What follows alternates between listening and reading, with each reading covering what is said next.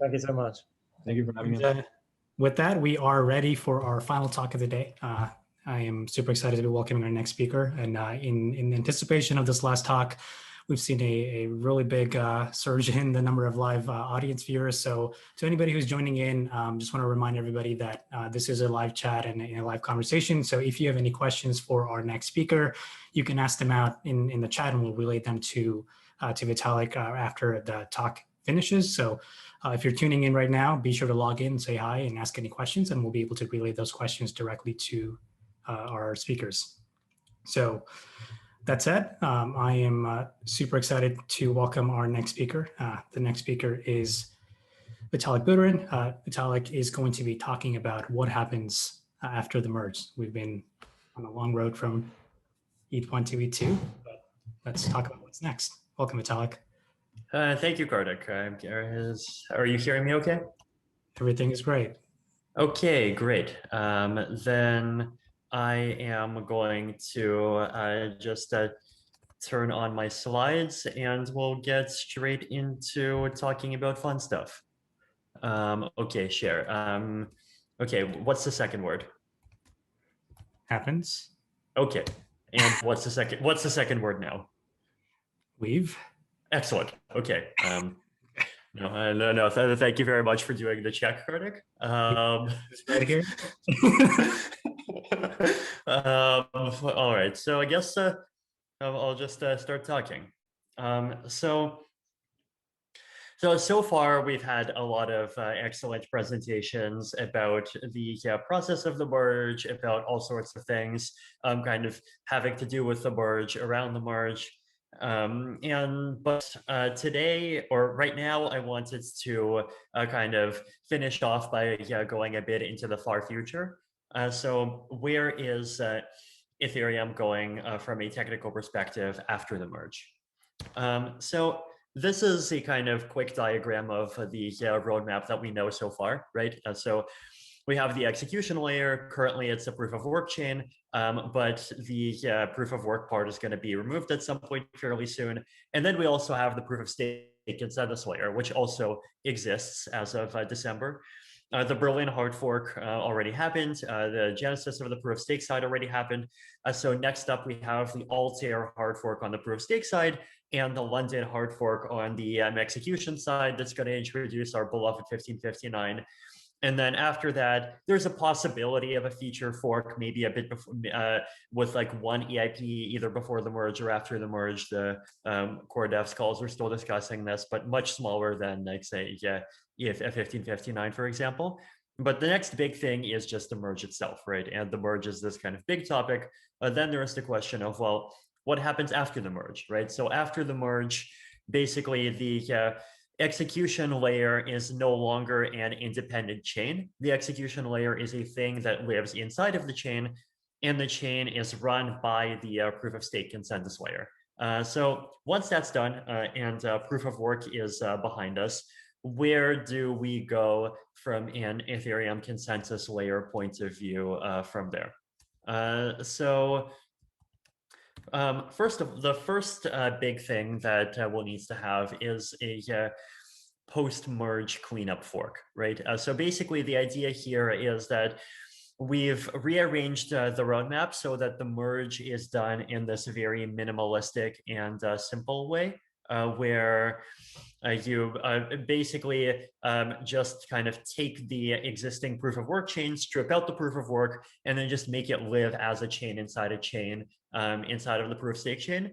But it's like a very no frills merge, right? So like, for example, the ETH1 voting data mechanism continues to exist, even though the chain is basically just voting on the chain, which is completely stupid because, well, the chain knows the history of the chain, right? Withdrawals are also not enabled. There's also this kind of awkward mix of RLP and SSZ. There's a lot of kind of format issues. There's theoretically the ability to read the execution chain, but you don't have any opcodes that can actually take advantage of that. So the post-merge cleanup fork is this fork that's expected to happen very soon after the merge that just fixes all of those issues, right? So some kind of top priority items that could happen around here One of them is to remove the ETH1 data voting mechanism. So the ETH1 data voting mechanism is how currently the ETH2 chain or the beacon chain is aware of the proof of work chain. And it has to be aware of the proof of work chain to process deposits.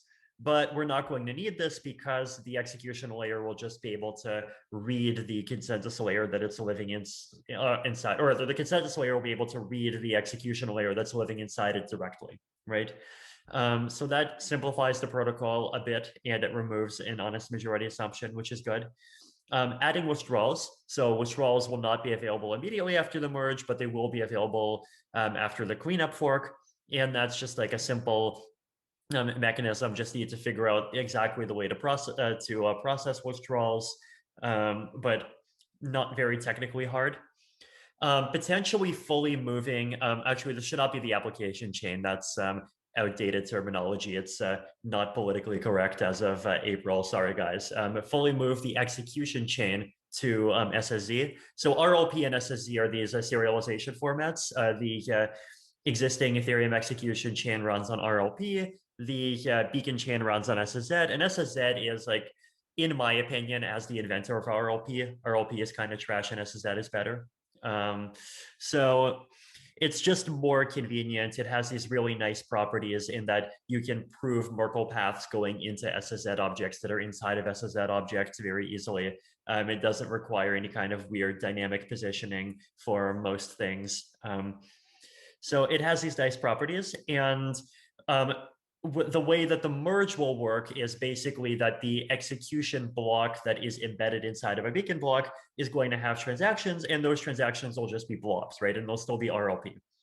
Now, you can't change them immediately because the format of the transaction really matters, because the thing that is signed in the transaction signature is a serialization of the transaction. And so if you change the serialization, like, unless you add some awkward backwards compatibility layer, that sort of like reformats the transaction when you're checking the signature. Like, it's just, you just want to have a new transaction format, and that's something that what needs to be added later, right? And this would be a good opportunity to kind of clean up transaction formats a bit, add something that supports access lists, supports the chain ID in a very kind of nice and native way, supports EIP 2929 stuff, potentially supports account abstraction related stuff, just supports everything that we know transaction formats need to contain.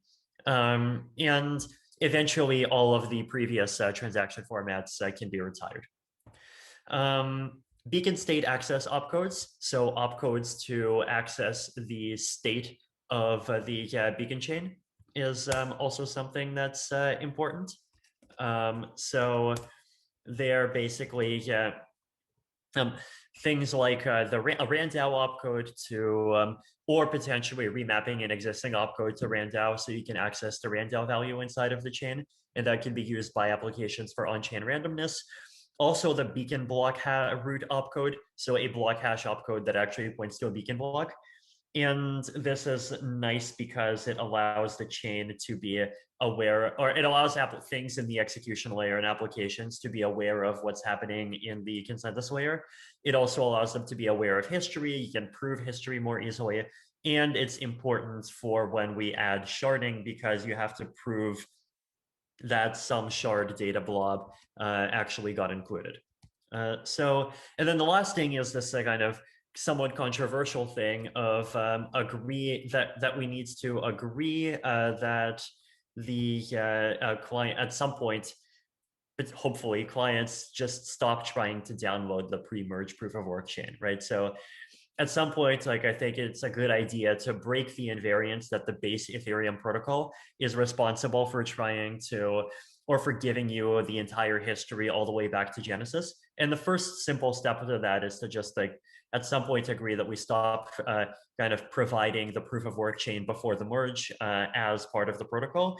And if you want that stuff, then you can go to the graph, or you can go to some other protocol that someone comes up with, right? And it'll always be possible to access history, but it would just kind of stop being the responsibility of the ETH protocol that's mandatory for consensus nodes. So then, right, no, apologize again for calling it the application chain in my writing. It's called the execution chain now.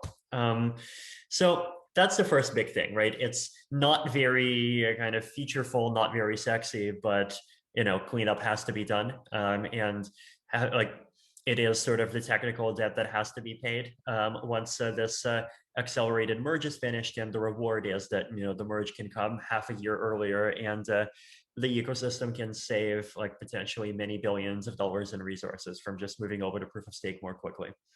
So after that, sharding, right? So for those of us who have been around in the Ethereum ecosystem a bit longer, you'll probably remember that the original plan was actually to do sharding before the merge.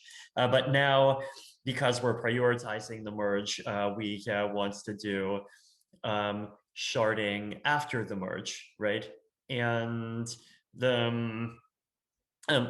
so of course it'll be developed in parallel, but it'll likely actually be implemented and turned on at some point after the merge is done, just so we have a bit of separation, and we can kind of, we don't want to do all of the potentially dangerous things at the exact same time. You want to do first one and then the other, so that developers can kind of pay attention and focus.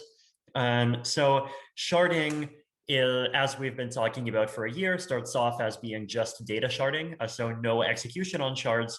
Instead, the shards are blobs of data, and the reason we care about having blobs of data is so that those blobs of data can be used by rollups, right? So 64 data shards on each shard, targeting, I think, an average of I forget if this is an average or the max, but like either 250, an average of either 256 or 512 kilobytes in a shard block per 12 seconds. And then the security of the shard blocks will start off being committee-based. So just a randomly selected committee will vote on it, and if it signs off, it's accepted. But then over time, we'll add higher levels of security with things like proof of custody, and through this big thing called data availability sampling. And at some point, we also want to, or potentially even immediately, have staggered shard blocks. So you don't want the block of every shard to come at the same time during a slot. You want, say, shards 1 to 10 to come early in a slot, shards 11 to 20 to come later in a slot, and then shards like 60 to 63 to come near the very end of a slot, and have some way of some incentive mechanism to ensure this actually happens. And so rollups that are willing to kind of walk between multiple shards will basically be able to just like keep on using these new rollup blocks immediately as soon as they come, and they'll be able to have block times that are much faster than the 12-second kind of tick time of the beacon chain itself, right? So this is kind of currently the most promising potential strategy for basically making the ETH2 system and rollups on top of ETH2 kind of have initial confirmation times that are competitive with more centralized chains, basically, without actually incurring the risks of being centralized. Data availability sampling. So this is this really important security technology for sharding, where basically the goal is to have clients verify data availability guarantees in this probabilistic way. And the goal of this is to allow clients to detect data availability failures or reject shard blocks that are not available, even if the honest majority assumption for committees is broken, right? So this sort of preserves the property that we're used to with Ethereum as it is today, and with Bitcoin as it is today, that basically says even if there is a 51% attacker, they can revert the chain, but they can't like force you to accept invalid or unavailable junk, right? And in a sharded system, we want to maintain this invariant, but obviously without requiring every client to personally download and check everything. And data availability sampling is this lovely and wonderful technology for actually doing that. And so every block gets redundantly encoded with polynomial commitments. And the idea is that if you have any 50% of the block, so the block, let's say, gets split into 1,000 pieces, if you have any 500 of those pieces, you can recover those other 500, right? Because let's say a kind of degree 500 polynomial. So if you evaluate it at some points, you can extract the polynomial, then you evaluate it at all the other points. if he wants to know more of the fancy math, like this has been written about in I think even the post on DAS on notes.ethereum.org that actually contains this picture. And then once you have this mechanism where you only need half a block to be available for the entire block to be available, you can randomly sample to check that enough of the block probably actually is there. So a lot of work has gone into this. A lot of thinking has already gone into some kind of starting some prototypes, coming up with optimized algorithms for polynomial commitments, thinking through the shard or the peer-to-peer network design. But it is still lower priority than just the merge and sharding, because we do recognize the kind of urgent need for security, or sorry, for scalability, and the need to just get some kind of scalability in the hands of users first, and then kind of push up the robustness of the system second. Now, I mean, the system still is fairly robust even without data availability sampling, right? It just relies on an honest majority assumption, and data availability sampling basically removes the honest majority assumption, at least for sharded data. And then more security improvements, right? So these are things that Justin really loves.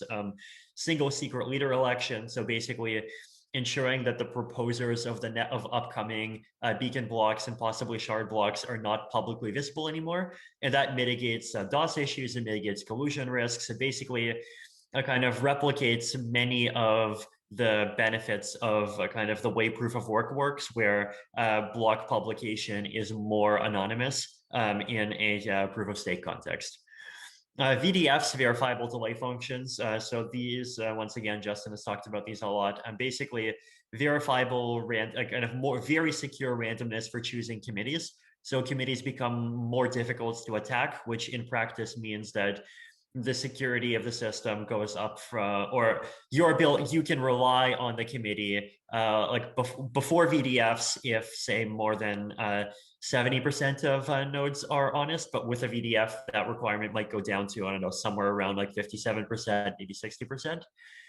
And then proof of custody is basically just a further mechanic that forces nodes to actually download, keep, and validate block data. And it's basically a kind of anti-centralization measure. So those are some kind of short-term consensus layer focused things. Well, I shouldn't say short-term because this is after the merge, but some medium-term consensus layer focused things that I expect that will be the major focus after the merge. And these are all ideas that we've been working on for quite some time, right? So for a lot of them, there's like basically a complete kind of proto spec that's just been sitting around. And at some point, you just need to turn the proto spec into a full spec and then turn it into an implementation. Execution layer improvements. So the execution layer does have some needs to continue evolving. So one is address extension. So I mean, this is a small thing, but it's probably important for the long term. Basically, increase the length of addresses from 20 bytes to 32 bytes. And this is an important security improvement. 20 bytes is in the long term not safe for collision resistance. And this gives 26 bytes for collision resistance, which actually is safe. Add some version numbers for future compatibility. And it's needed for state expiry proposals, which is the next thing here. So basically, stateless assistant state expiry, this is a really important thing for the Ethereum execution layer post-merge. So right now, the main thing that is making further increases to the gas limit not safe is actually not even things to do with execution. It is state size, right? Like the state size is growing by something like 30 gigabytes a year potentially, and then with the recent gas limit increase, it'll probably go up to about 35, and then if there's more gas limit increases, it'll go up even more. And there's this just permanent ever-growing state. And this is really inconvenient because it means that just syncing to the network for the first time is something that would just permanently become more and more inconvenient. It also means that syncing the hard disk space requirements of a full node just keep going up and up.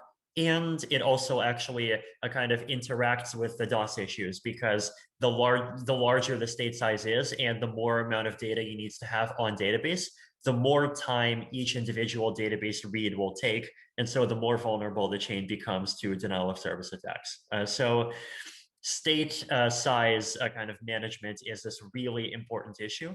And I've talked about, and really the Ethereum community in general has talked about, two big categories of strategy to address this. One of them is statelessness and the other is state expiry. And so the idea behind statelessness is to basically say, well, we're going to create two classes of nodes. One class of nodes continues to require the state, and the other class of nodes instead does not have to store any state at all. And in order to verify blocks, they have a witness that basically provides the portion of the state accessed by a particular transaction, plus a cryptographic proof that shows that the values that are provided are actually correct, right? So this is it's also been called stateless clients. And Merkle trees, which we've been talking about a lot, and code Merkleization, which we've been also talking about a lot. It's going to become code Merkleization, but these are all really important to make the witness sizes actually small enough for this to be viable. EIP 2929, which happens in Berlin, also contributed to making statelessness viable because it established a nice low bound on the number of state accesses that can happen inside a block. It also made my Uniswap transactions about 1% cheaper, which is interesting. So if you have a DApp, there's a chance that it got 1% cheaper, because, and there's a chance it got 1% more expensive. But I think a lot of things did, especially more expensive things, did end up getting slightly cheaper, which is interesting. But basically, it was a reworking of gas costs that just ensured that there's this bound on the number of storage reads, which means that there's a bound on the witness size. And so like there isn't a risk that there's going to be blocks where just the size of a witness is too big to propagate to everyone in time. This is, there is one thing that is still required for to kind of finish that task, one more gas cost change, which is at the same time as code Merkleization, we will need to add a gas rule that charges some amount of gas for every chunk of code that gets accessed. And I'm just warning the community, this is something that is going to cause some medium amount of pain to at least some application developers. So I'm hoping that fairly soon we'll have tools that will kind of help us understand more like exactly what transactions will have to consume more gas as a result of this. But like this is something that we do need to kind of keep an eye out and just make sure that it's not a surprise to people. So basically, a gas cost of roughly 400 gas for every chunk of 32 bytes in the code that gets accessed. That's like the thing that will need to be done. So that's statelessness. State expiry is a different strategy, right? State expiry is a strategy that basically says, well, we are going to have the state, and the objects that are not touched for a long time get kind of pushed out of the state, and they instead become part of the old state. And if you have an object that's part of the old state and you want to access it with a transaction, then you have to provide a witness. And when you provide a witness, then that object gets renewed and it gets added to the more recent state. So the idea is basically that the state that clients, including miners, including full clients, everyone has to store, would only be the set of accounts that were accessed roughly within the last year. And older things are just going to be stored by just archive nodes, block explorers, the graph, like other decentralized projects, right? And you'll need to like basically get those witnesses through some other protocol. They're not the responsibility of the core Ethereum consensus protocol. So important point of clarification, if you have an account that has 1 million wrapped Doge, and you hibernate for 2 years, your wrapped Doge is not going to disappear, right? Like nobody is going to lose money just because they forget. What's going to happen is your wrapped Doge is going to become part of the old state. And if you want to do something with your wrapped Doge, all you have to do is just go through one of these secondary protocols, grab a witness for the state, and pay a bit of extra gas to make a transaction that contains a witness and sort of brings the account and the storage slot that contain your wrapped Doge balance back into the updated state. This is done using this scheme that basically adds, kind of creates a new epoch every year and adds a new state tree every epoch, and clients effectively store the most recent 2 state trees. There's a long post I wrote. Once again, you can probably go find it, and I'm sure somebody will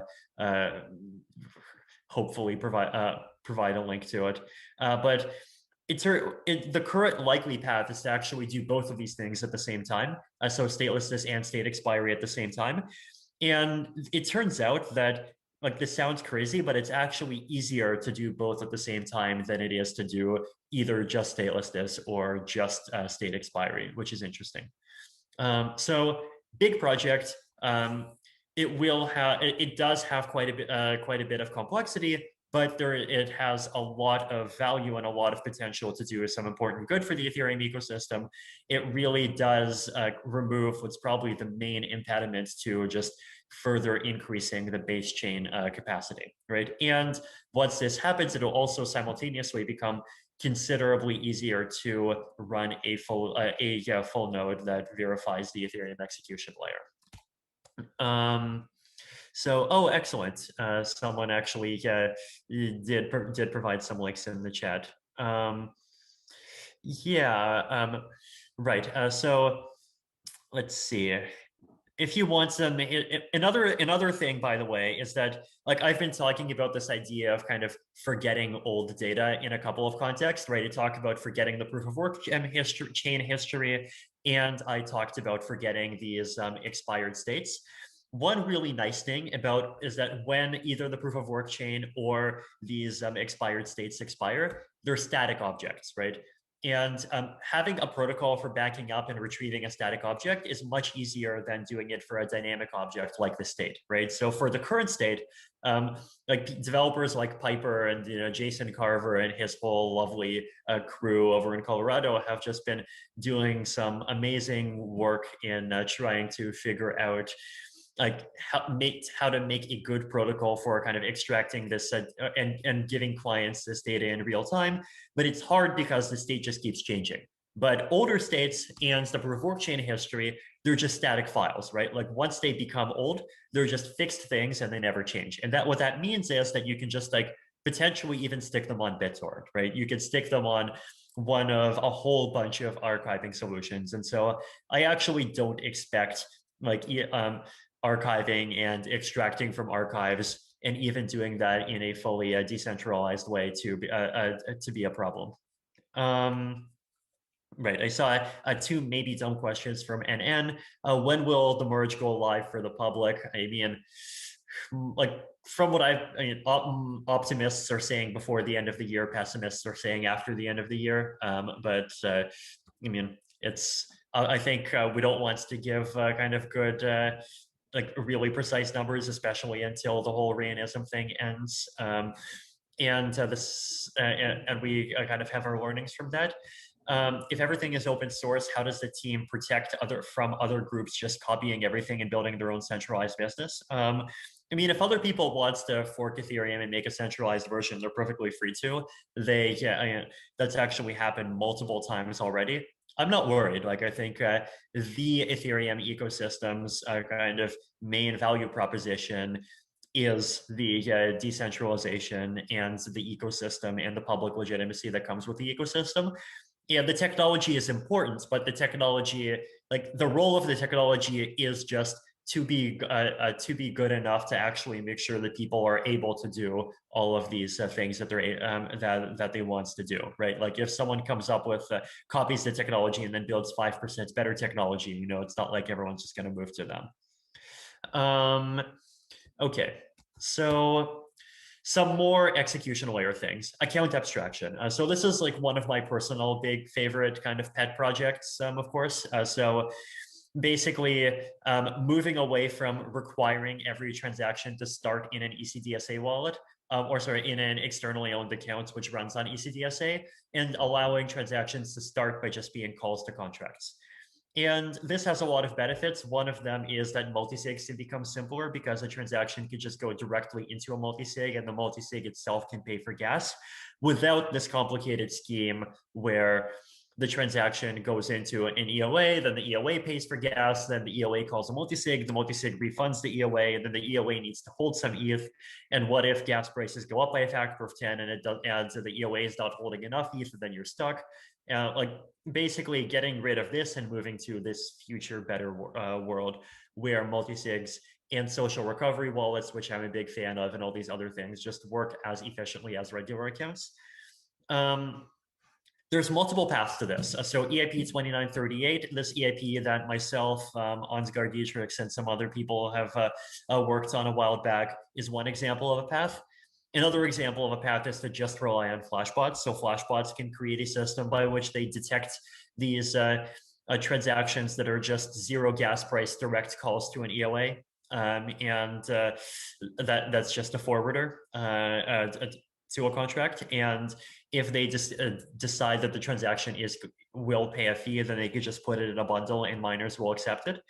Or possibly some kind of convergence, right? Like possibly there's some set of modifications you can make to EIP 2938, some set of optimizations that you'll have to do to flashbots, and like these two routes will actually maybe end up more similar than different in half a year's time. I don't know. But this problem is really important to keep working on. EVM improvements. EVMX is a big one that I'm personally excited about, just modular operations going to 384 bits and above. This is really good for cryptography. Also, you can look at bit sizes below 256 bits, and this is one way to get back some of the benefits of AVM that's 64-bit based instead of being 256-bit based, and potentially other kind of improvements to the Ethereum virtual machine, subroutines, potentially some other things down the line. So that is kind of the medium-term future. The next question is kind of the long-term future, right? So one thing in the long-term future that I think is really interesting is a CBC Casper. So there's these two flavors of Casper, right? Casper FFG and CBC Casper. CBC Casper is kind of sitting in this state where a version of CBC Casper that's fairly simple and that's like theoretically implementable is there. But the problem with that version of CBC Casper is that there's just efficiency issues with it, right? CBC Casper requires you to do much more logic that has to do with keeping track of complicated data, that has to do with individual messages, whereas FFG is just kind of counting the messages up, right? And CBC Casper is likely more secure because there's fewer kind of awkward interaction issues with LMD Ghost. CBC Casper just runs on LMD Ghost, so it's much simpler in a conceptual way. More flexible finality thresholds. So like Casper FFG, if less than 2/3 are online, you just lose finality completely. With Casper CBC, as long as more than 50% are online, you have at least a little bit of finality. Here's this kind of current best effort from 2 years ago, issue 701, that tries to talk about how to CBCify the Ethereum chain, but there might be better ways. And it's possible that the better ways actually depend on just waiting for better technology, like ZK SNARKs, for example. And that brings us to snarking everything.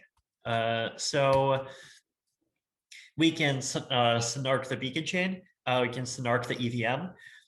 We could also potentially snark a better VM, but have some kind of pathway by which EVM code can be automatically compiled to the better VM.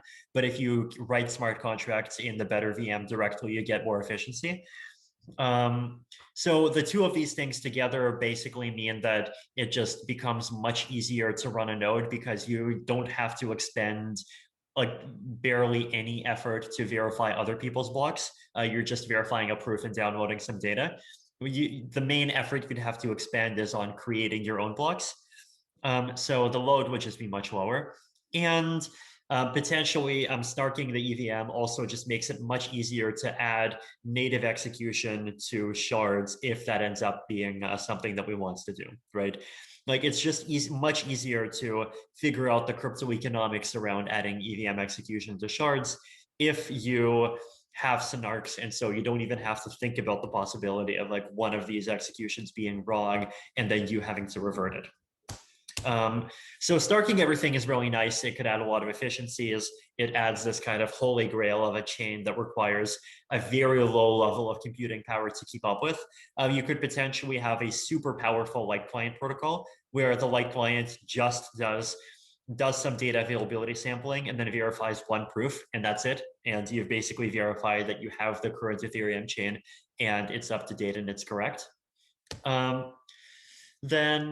So the benefits of this are huge, right? I mean, if we want to, for marketing purposes, we could just like brand this Ethereum 3.0, but that's like the community's decision. I mean, I don't know. It's like your choice. Like fight it out in your forums, people. Quantum security is nice. So basically, quantum computers are going to come at some point, and to be quantum proof, we basically just have to replace every elliptic curve thing with a hash thing, right? So replace SNARKs with STARKs. Replace BLS signatures with aggregate signatures, and we know of Stark-based aggregate signature schemes that are pretty good. Starkware had some really nice ones that they have some examples of. Replace the Merkle tree with a Stark Merkle tree, and potentially replace the VDF with a Stark VDF if we end up doing a VDF that's not Stark from day one. Just Stark everything and do everything based off of hashes and Starks. So at this point, arguably we're done, right? So like basically these are the first set of things here is like some security improvements, some economic sustainability improvements, and some features. And the far future is just about like really nailing down and improving and having extremely strong guarantees about the security of the system. And then once you have the features and once you have the security, like if you want, core dev can go on vacation and go into maintenance mode, right? And I think there's a lot to be said for that. Like basically anything further, if needed, can be done at layer 2. And if layer 1 just kind of stops moving quickly after this point, then that's really nice because it reduces the load on client developers. It reduces the risk of centralization in client development. You have this kind of one finite piece of code, and anyone would easily be able, or one finite piece of spec, and anyone at least who has the knowledge to implement ZK snark things would be able to just implement a client for it. And also at this point, backwards compatibility is probably something that becomes much more important, right? So there's a lot to be said, I think, for just kind of really reducing the speed of functionality changes even after this set of things is done, and then reducing the speed, the speed of just changes in general after like some key security improvements are done.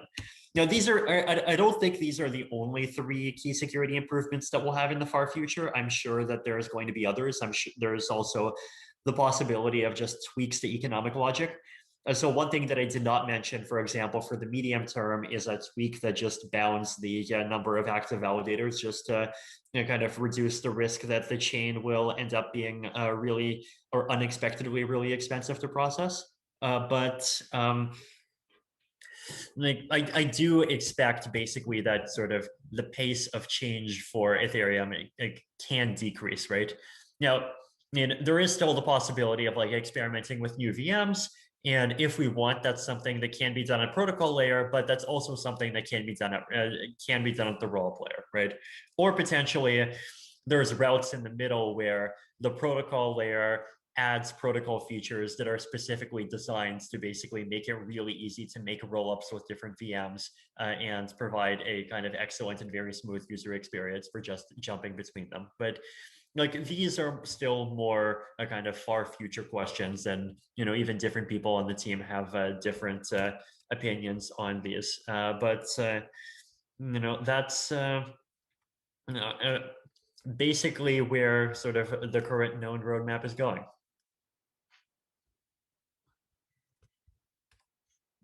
Hmm. Well, Yeah. thanks for So talking. Go ahead. again, if people have questions, I'm happy to answer them. I'm also happy to scroll through the chat box.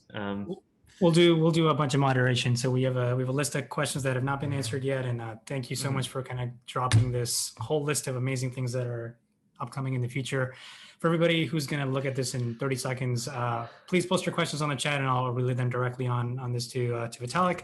I'll start with a few that have not been answered. I guess the first one, obvious question is, why is statelessness and expiry kind of management easier to do at the same time versus independently, and what's kind of the rationale behind that? Yes, that's a very good and important question. Basically, the idea is that the way the state expiry scheme works is that you go away from having one state tree and you instead have a state tree per epoch, right? And are you still there? Yeah, Yes. yes, Okay. Everything's good. Sorry, I was just worried that Zoom suddenly did something wonky. Okay. You're Basically, state expiry involves moving from one state tree to this model of one state tree per epoch. And the really nice thing about that model is that model actually, it's by itself makes it easy to upgrade the state tree format, right? Because if you upgrade the state tree format, you can just make the upgraded version apply to new epochs, and that's it, you're done. Whereas with the current model, if you want to update the state tree today, you have to have this really complicated protocol where, like, first you kind of snapshot the current state, then you have everyone recompute that state, then you you keep track of what the delta is while you're doing the recomputing, and then you apply the new state, and then you start taking that delta and then kind of moving it over into the new state tree that you've created. It's this fairly complicated 5-step protocol, and like the complexity of doing that is already like quite possibly half the complexity of like just making a state expiry solution. So if we do state expiry, like basically like that just automatically gives us the easiest possible way to upgrade the state tree, because all we have to do is we just have to say, well, everything starting from epoch 1 is going to use Virgil trees instead of Hexagon Patricia trees. And then if we want, we can make one single hard fork at about a month later after epoch 1 begins, where we all just like calculate the new Virgil root, the equivalent Virgil root of epoch 0, and we just kind of swap it out, right? And that's just a one-time thing.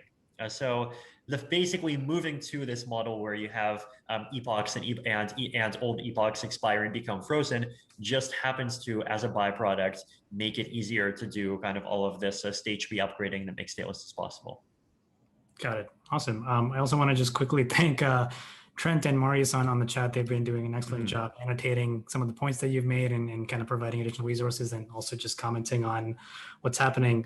So just thanks so much for making this community awesome. From what you just said, there was another question that's related, and that is, oh, I lost the question. Let's see. There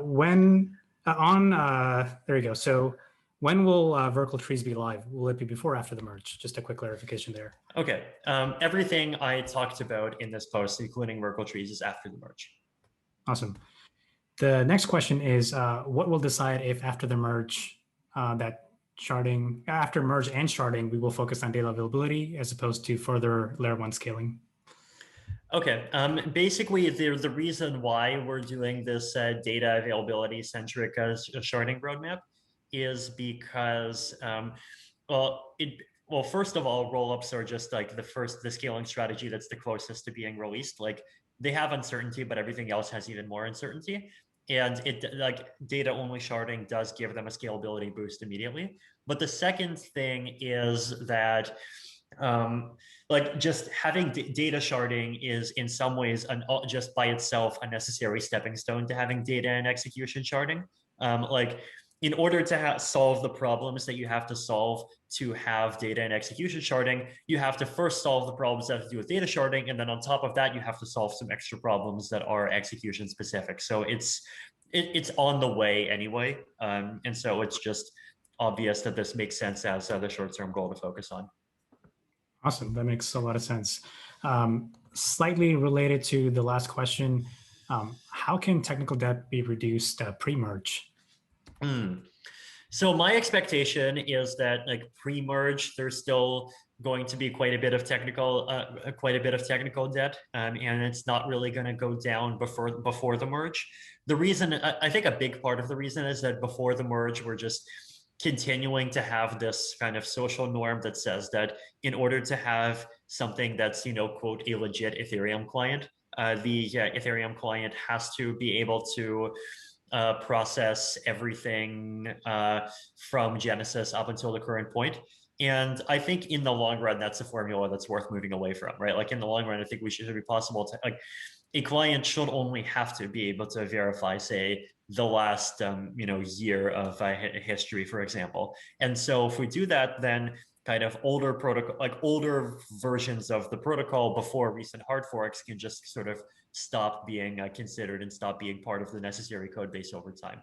And like in particular, probably the biggest gain that we're going to get is when we do kind of make this important decision of kind of removing the ability to sync the pre-merge proof of work history from the core Ethereum protocol, right? Because once that happens, then like there really is not going to be a need to do any of this or to do anything with the proof of work chain, and you'll go down to just having this one chain. And the execution clients can just become much simpler. You can just completely remove fork choice code and kind of separate syncing code from execution clients. So a lot of good things can happen. But yeah. Cool. To correct myself there, I also want to thank a couple other people who've done a great job moderating this community. So ETH Memes and Simbuza, thank you so much for also being super active. I didn't mean to exclude anybody there. The next question is, what does a world of, in a way, layer 3 look like, where you have ETH, L2, and L1 working together? And just, is that a valid question? Like, what would that mean in a future case? I'm not sure what layer 3 means. Like, I think layer 3 is one of those terms that hasn't really been socially defined yet. And so it can mean different things to different people. Like, does it mean the application layer? Does it potentially mean layer 2 protocols that have to do with reading state from the chain? Does it have to do with application layer constructions like oracles? I don't know. I think all of those are important problems kind of worthy of having their own teams working hard to solve them. Makes a lot of sense. You touched on a lot of new things that are up and coming. What about EVM and EWASM? Where does that fit in? Right. So my personal opinion is definitely that like I personally have become less interested in EWASM over time. I think a big reason for this is that my excitement for EWASM initially was about the possibility that, this is this advanced VM that has a lot of existing professional work going into making optimized implementations, and they can even be compilers instead of being interpreters, so they can be super fast and you can implement cryptography in them, and you don't need pre-compiles anymore. But the research since then has shown that that's not the reality. Right. And the reality is that like the EVM or the EWASM compilers all have worst case bugs where you can make worst case code that attacks them and it makes them very slow. And interpreters are not that big an improvement over the EVM. And also that like it's possible to extend the EVM and improve it to make it basically good enough to do cryptography or to do a lot of cryptography with maybe a 2 to 3x penalty with things like EVM 384 or the thing, or I guess it's being renamed EVM X now. And so that path is looking better. The realistic kind of a long-term VM upgrade possibility is like this idea that I mentioned where in the long term we can make this VM that's more explicitly SNARK friendly. And that could be a time during which that EVM can introduce some more features that kind of take advantage of the ability to do faster execution without bothering with 256 bits for everything. But the important thing is that it will have to be backwards compatible with the EVM, right? It'll have to have some kind of compilation path from the EVM to that new VM, because there's just existing applications that are using the EVM, and we're not going to be able to make them go away. And if we want the chain to be provable, then those things would have to be provable as well. Absolutely. No, that makes a lot of sense, especially as you pointed out, the EVMX feature set, it does kind of supersede a lot of those trade-offs. Another kind of quick question, is there an optimal number of active validators to be expected for the merge? I feel like the amount of validators that we have already is more than enough. I mean, obviously, if there's 3 times more, then that's great too. But I'm not worried about there being too few. I'm also not worried about there being too many. Got it. Next question is, how will contract composability work post-merge in terms of just post-merge and sharding in async environment? Just what does that look like for all this? Sure. So I think, well, the merge itself is not going to affect anything, right? Because the merge itself is just a change to the consensus engine. I expect we will learn much more about async interaction from the rollup world. The rollup world is really starting to come online this year. And, we already have loopring and Zeek async and diversify, and we're going to see optimism and arbitrum. And I believe Stellar has some rollup thing as well. So there are going to be applications on each of these systems, and there's going to be a need to have interoperability and the ability to jump between them easily. And this is a problem that the ecosystem will just have to figure out. And I feel like from the rollup world, we'll just learn a lot. Like there is a big chance that it's just not a problem, right? Like you have this concept of zones, and you can do synchronous things within one zone, but like if you want, you can jump between zones, and jumping between them is fairly easy. Like you'll just not be able to do synchronous things across multiple zones directly, and that'll end up being fine. So that's my kind of number one prediction, but we could also learn other things, right? Absolutely. And sort of kind of attaching to that answer, I guess, like, are you excited about any particular positive effects after the merge for more consumer facing use cases on top of ETH? I'm excited not so much for the merge, but more for in that case, but more for rollups and sharding. The reason I am excited for rollups and sharding is basically that rollups and sharding are going to increase scalability, and so they're going to massively reduce transaction fees. And the massive reduction in transaction fees is something that we are going to need to enable non-financial applications, right? There's a lot of really exciting non-financial applications. There's ENS, there's the NFT stuff, there's the proof of humanity stuff, there's like Colony and all the DAO stuff. But for those things to run, transactions just have to be significantly cheaper, and 2 orders of magnitude cheaper. And rollups will provide that, and sharding will provide that, even in the context of a much larger community and much higher demand. So those are definitely things that I am excited about. And I am just excited about the Ethereum ecosystem being able to sort of turn back on as a platform for kind of deployment of all of those amazing non-financial things. I personally look forward to that world. Just for everybody listening, and we'll do a final call of the last few questions coming in. So if you have anything that has not been answered, please type that again on the chat, and I'll relay that over here. One other kind of question I have is, you kind of talked a lot about what the post-merge world looks like, the far out future, and there's a lot of emphasis on just snarks and starks, and just kind of talking of everything. How far out is that timeline? And if you were to kind of give estimates, when does that world? Possibly like somewhere around 3 to 5 years.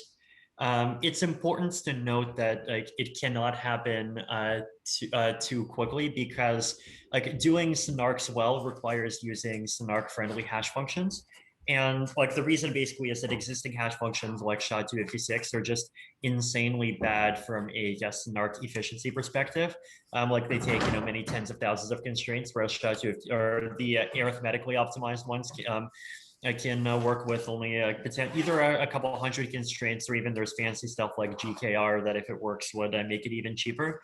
But these fancy hash functions require some amount of time in order to just be de-risked and like academically tested and cryptanalyzed and all of that stuff.